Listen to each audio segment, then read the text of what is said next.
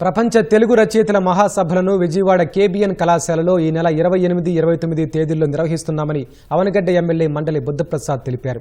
సభా ప్రాంగణానికి అమరజీవి పొట్టి శ్రీరాములు సభా ప్రాంగణంగా నామకరణం చేశామన్నారు. వేదికకు రామోజీరావు సభా వేదికగా నామకరణం చేశామని వెల్లడించారు. మహాసభలను సుప్రీంకోర్టు విశ్రాంత ప్రధాన న్యాయమూర్తి జస్టిస్ ఎన్వి రమణ ప్రారంభిస్తారని తెలిపారు. ఈ మహాసభల్లో యువతకు అత్యంత ప్రాధాన్యమిస్తున్నామన్నారు. అనేక మాతృభాషలు మృత భాషలు అవుతున్నాయని చెప్పని వారు యునెస్కో కూడా హెచ్చరిస్తున్న సంగతి మీ అందరికీ తెలిసినట్టు. అలాంటి పరిస్థితుల్లో మన మాతృభాషను మనం కాపాడుకోవడానికి దీక్షా కంకణం వహించాల్సిన బాధ్యత ప్రతి ఒక్కరి మీద కూడా ఉందని చెప్పి మాత్రం మనం చేస్తున్నాం.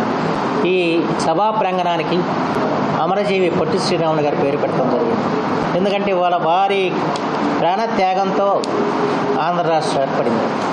ఈనాడు సంస్థల వ్యవస్థాపకులు శ్రీ రామోజీరావు గారు తెలుగుకి ఆయన చేసిన కృషి అనన్య సామాన్యమైంది. అందుకని వారి పేరిట సభావేదికని రామోజీరావు గారి సభావేదికగా పెట్టడం జరిగింది. అంచేత ఇద్దరు మహానుభావులు జాతికి ఏ విధంగా దిక్సూచిగా నిలిచారో, భాషను పరీక్షిస్తానికి ఏ విధంగా తపన పడ్డారో అవన్నీ గుర్తు చేసుకుని ఆ స్ఫూర్తితో ముందుకు సాగాలన్న ఉద్దేశంతో వారి పేర్లు మనం పెట్టడం జరిగిందని చెప్పి మాత్రం ఈ సందర్భంగా మనం చేస్తున్నాను.